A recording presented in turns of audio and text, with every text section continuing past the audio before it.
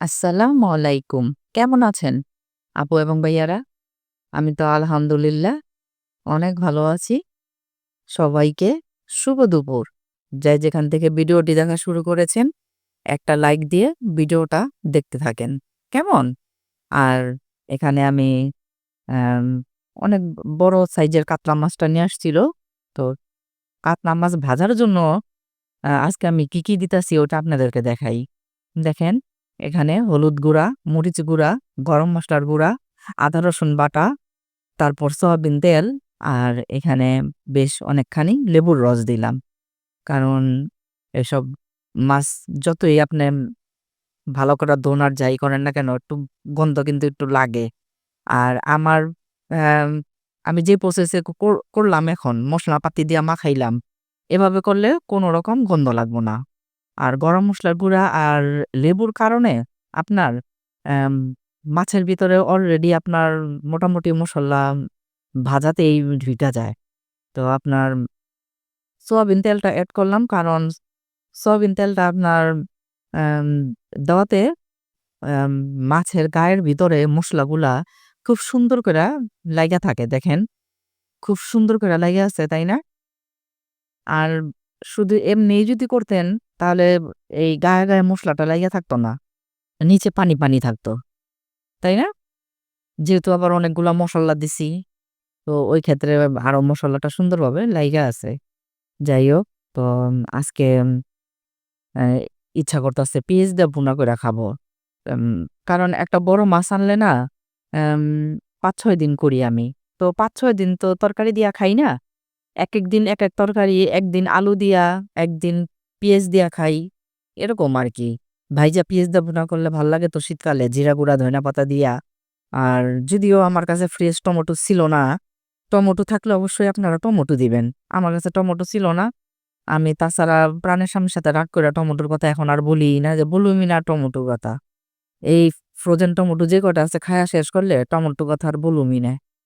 এরকম আরকি মনে একটা রাগ নিয়ে আছি।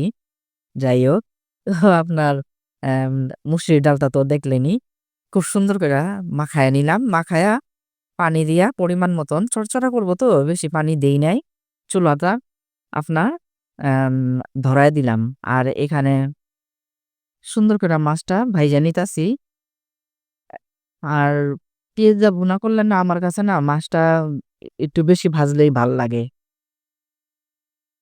তো ডালটা হয়ে গেছে। এখন শুধু ধনিয়া পাতা দেওয়াটাই বাকি। এটা দিলেই আপনার মনে করেন যে কি সুন্দর একটা না? লাল সবুজের বাংলাদেশ, তাই না? এরকম মনে হইতাছে না? আমার কাছে এরকমই মনে হইতাছে। লাল টমেটো, তো কালারফুল ডাইলটা, তার উপরে সবুজ দিলাম। পুরা বাংলাদেশ মনে হইতাছে আমার কাছে। যাই হোক, তো এখানে পানি বসায় দিছি। কারণ ভাত বসায় দিতাছি। চুলায় একটু গ্যাস কম থাকে। চেষ্টা করি অ্যাম ২ টা চুলার মধ্যে একটা চুলা ফ্রি থাকলে গরম কইরা দেওয়ার চেষ্টা করি। আর ফ্রি না থাকলে এমনি বসায় দেই। এই আরকি। অল্প একটু ভাত ছিল কালকের, ওই ভাতের মধ্যে চাল দিয়েই বসায় দিলাম। কি করব বলেন? একটু ভাত ছিল, ফালায় দিব? ৳৮০ কেজি চাল, ফালাইতে মায়া লাগে এখন। আগে যখন বিবাহিত জীবনটা শুরু করছিলাম, তখন খুব মেবি ১৫ বছর ছিল। তখন এত মহব্বত, এত মায়া, এত কিছু বুঝতাম না। হ্যাঁ? আর এখন তো আপনার সংসার করতে জিনিসের দাম তো আকাশের উপরে উইঠা গেছেগা। এখন তো বুঝি যে জিনিসপত্র আনতে কত কষ্ট। টাকাগুলো একসাথে কইরে বাজারে যাইতে হয়। অনেকগুলা টাকা চইলা যায়। তো এখন আমি আর ভাত-ভুত ফালাই না। আগেও যে খুব ফালাইছি তা না। কিন্তু অনেক সময় না বুঝা হয়তো চাল বেশি দিয়ে দিতাম। উম বুঝতাম না তাই। যাই হোক, আল্লাহ মাফ করব। না বুইঝা এম একটা গুনাহ করলে অবশ্যই আল্লাহ মাফ করে। আমার কাছে মনে হয় আরকি।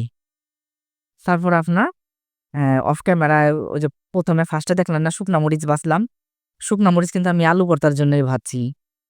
আর আজকে এই ধইনা পাতা দিয়া, শুকনা মরিচ দিয়া আলু ভর্তা খুব খাইতে ইচ্ছা করতাছে। তাই আলু ভর্তাও কইরা নিলাম। বেশি না।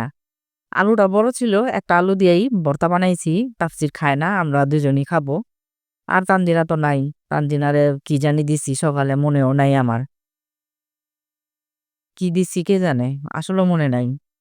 তো যাই হোক, আম কি বলবো, আলু ভর্তা তো বরাবর সবসময় আমার কাছে অনেক মজা লাগে আলু ভর্তা। আম খুব ভালো লাগতাছে আলু ভর্তা দিয়া। তো শীতের দিনে মাঝে, মাঝে আপনার মনে করেন যে নতুন ধইনা পাতা দিয়া, নতুন আলু দিয়া ভর্তা করলে আমার কাছে ভাল লাগে খাইতে।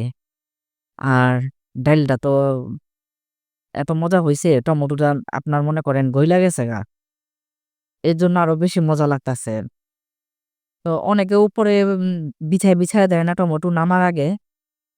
আমাদের বাসায় আমরা আবার ওইভাবে খাই না। আমি আবার টমেটোটা পুরা গালায় ফেলাই। ওই ক্ষেত্রে আপনার অ্যাম টমেটোটা কি বলে খাওয়াও হয়, আর তরকারি, ডাল কালারটা খুব সুন্দর হয়।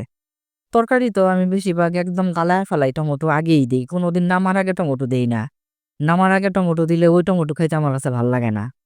যাই হোক, খাওয়া-দাওয়া করলাম। খাওয়া-দাওয়া করার পরে আম রাত্রে আজকে আম এটার নাম আসলে নাম দিছি আমি, এটা বেলপুরির স্টাইলেরই কিছুটা।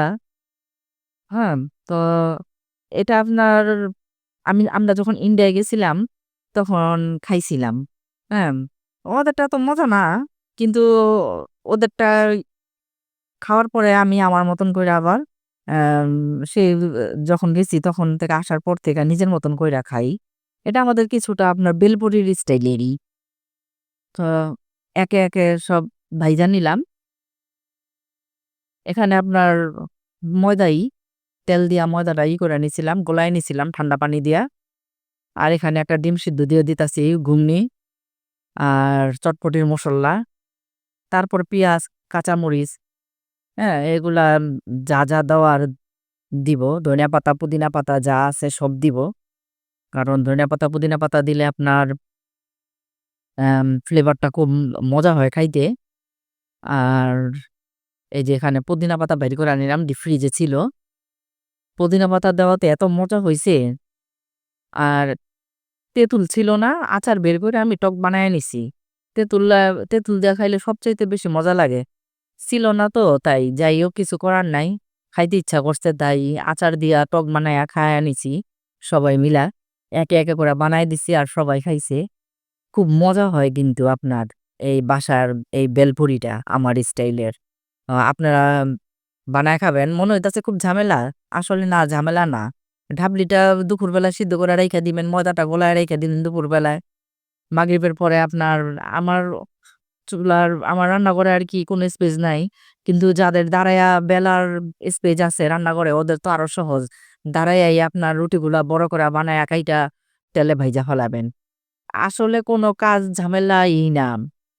যদি আপনার অ্যাম কি বলে ফ্যামিলির মানুষরা আপনি শখ কইরা কিছু খাওয়ান না, যে কোনো কাজ ঝামেলাই মনে হইব না, ভাল লাগবো। আর যখন ফ্যামিলির মানুষ আপনার প্রশংসা করব, তখন আরো ভাল লাগবো যে না আরো নতুন কোনো আইটেম কইরা কালকেও খাওয়াবো। এরকম আরকি। যাই হোক, তো সবাই খায়া অনেক মজা বলছে। আর আমার কাছেও অনেক ভাল লাগছে। আর সবার লাস্টে চানাচুর আছে না? চিকন, চিকন চানাচুর গুঁড়া, ওই চানাচুর গুঁড়া উপরে ছিটাই দিছি। দেখতে খুব লোভনীয় হইছে, সেই লেভেল হইছে। আম তানজিন আসলো। তো আজকে বিদায় নিয়ে নেই। আল্লাহ হাফেজ। ভালো থাকেন, সুস্থ থাকেন। কেমন?